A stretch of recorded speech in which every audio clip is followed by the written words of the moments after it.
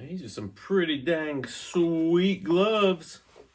They don't really protect my hand that much, but not gloves. Full disclosure, kind of knew that, but okay. What's that? Oh! Thanks, man. Are you tired of your feet and your ankle and lower leg always being drenched? By the end of this video, you guys are going to see full coverage on the SITKA gear Stormfront Gaiter in Subalpine Optifade. Hey, put the intro on!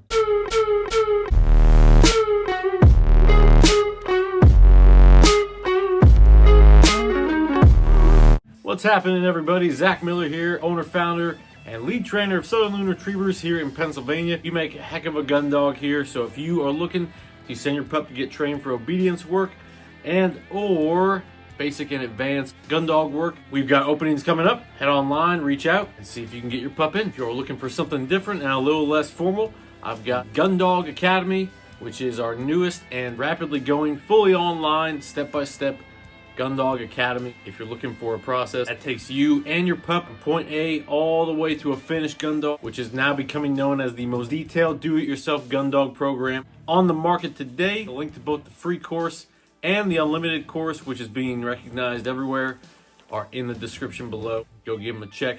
If you complete the free version, there is a free gift from me to you to use in the unlimited version. So give it a look. Today we are talking about some gators, and I'm not talking about the ones that hang out in pools. Hey, he's a gator. Where you from? Where you from? You don't know gator. We're from Reno. We're not from here. That's right, everybody. I am talking about the SITKA gear Stormfront Subalpine Optifade Gaiters. I'll be honest with you. The only time I ever really wore gaiters were in the military, and it was for maybe like 10 minutes. Now, I know their purpose. I know they saw a lot of action in other wars, but obviously we are not fighting a war in this video, or for the purpose of these. We are still fighting a war. So I wanted to break these down. Now, I know I mentioned a while back in another review that I said I would be breaking down both the whitetail and the big game side of things with SITKA's actual gear. And this is kind of the step in that direction, as the waterfowl line is kind of becoming complete. Although I am expanding on that, taking, now that we've covered every single individual piece just about, we're going to start taking clumps of them and, making a video around those. So stay tuned for that. I did not forget about that.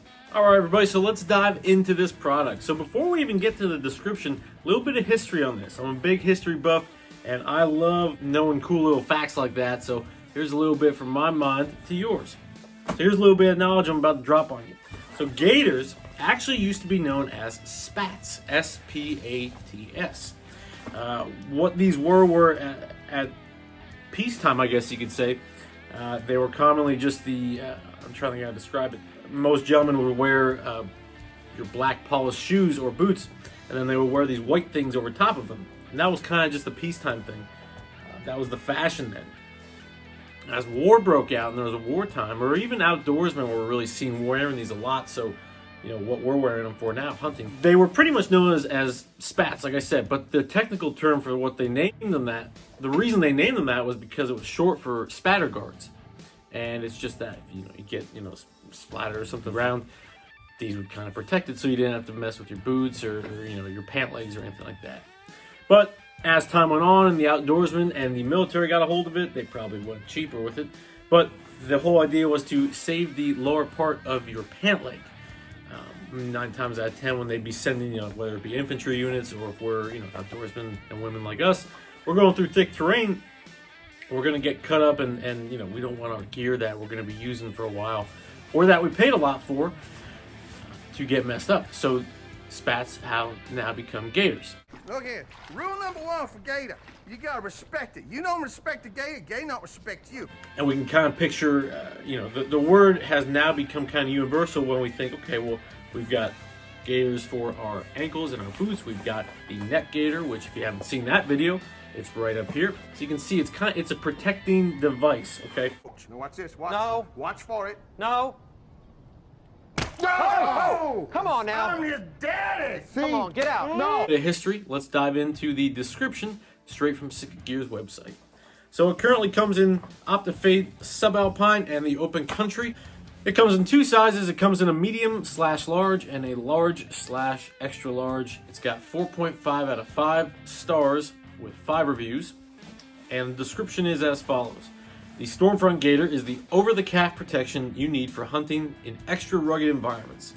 This durably lightweight gaiter is built with 3-layer GORE-TEX and a gripper elastic bottom to keep the water out.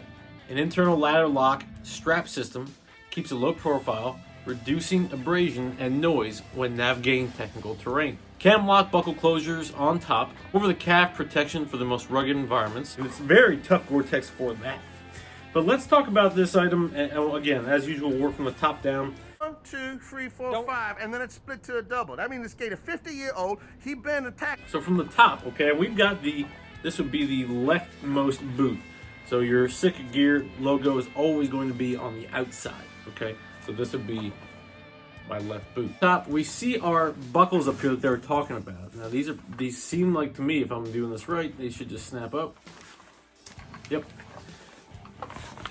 So we've got our enclosure there, and then simply, if we want to tighten it or loosen it, we just do so and snap it closed. All right, very easy to use. You can see I can do it with a finger.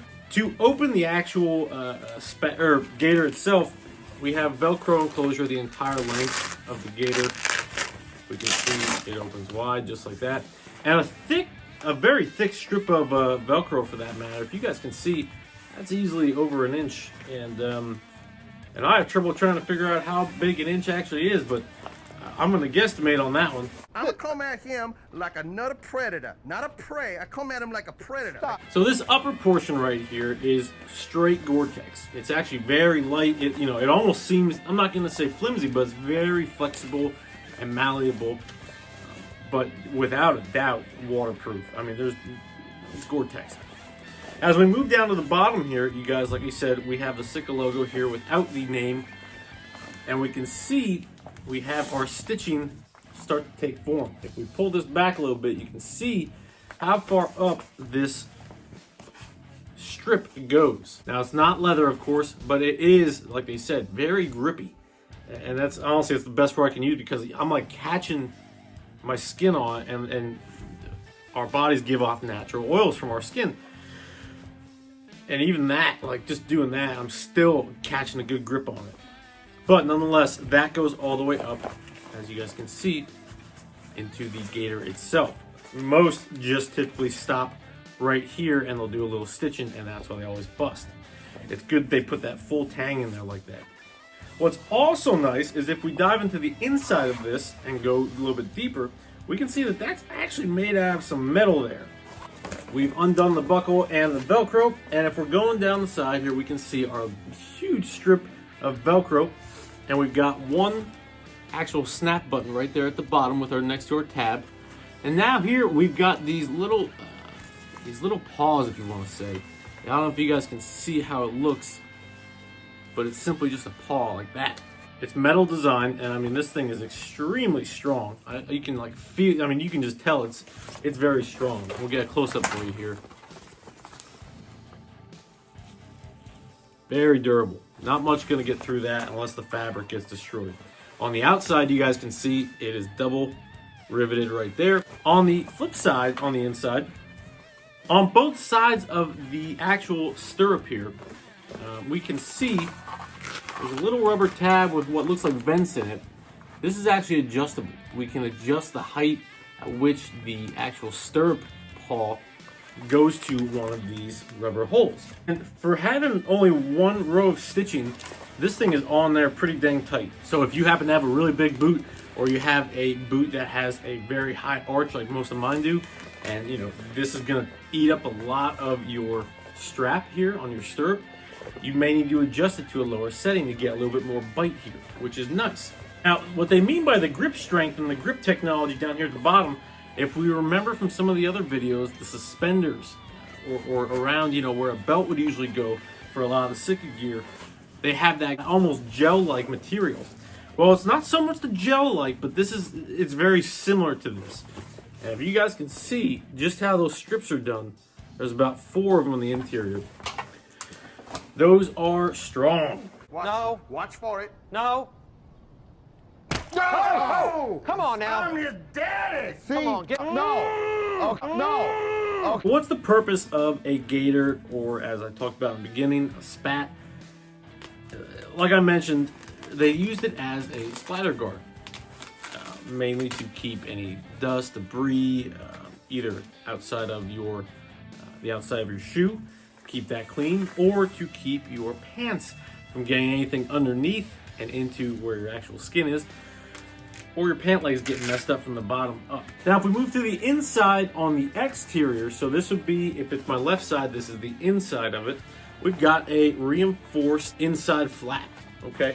Not by much, but all it is in case when you're rubbing between your boots, it's a different material. This is more of a rubber material, while this is an actual fabric material. If you guys can see the difference, you can see versus, okay? Not a loud piece by any means. You know, the GORE-TEX is, now granted, if you're trying to do a stalk really, really quiet like, maybe drop these, but then again, it depends on your terrain. Application-wise, they designed these for big game and whitetail hunt, which I can definitely see it being a great prospect for that. I'm sure these have been field tested in tougher environments, and I will be able to provide running the pups, but that doesn't mean I'm going to stop from trying these out. Guys, for me, without testing them, I mean, they look rugged as heck. They're really durable. I'm really impressed with how they're built, because most companies that make these anymore don't do a very good job of it. So I'm really impressed. I want to really beat the crap out of it and see how it handles, and how it handles without maintaining any of it for a little bit. This is going to be something that I kind of just want to throw in my pack just to have. You know, if you're ever crossing a stream, and you know, where typically you would get your socks soaked, or you know, where boots only go so far up where they're waterproof and then they start getting vented for comfort, this is what helps. You know, if you're crossing a low-lying stream and you don't want to get wet because you have boots like that, instead of dropping boots, you can essentially turn, you know, maybe a 6-inch boot into a 15-inch boot, you know, with these added on. So that's kind of the purpose of them. A lot of people will wear them, you know, the entire hunt.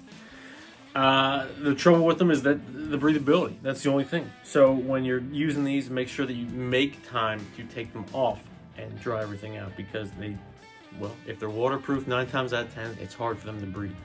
Beyond that, guys, I'm really impressed with them. They're currently $149 online, although honestly, I can see where they get that price, because when you get hands on these things, you'll say, wow, you know what, this is $150 worth of gear. Honestly, just looking at these and knowing what SITKA puts out, this is kind of this is the sleeper cell of some of their products, so I'm pretty impressed.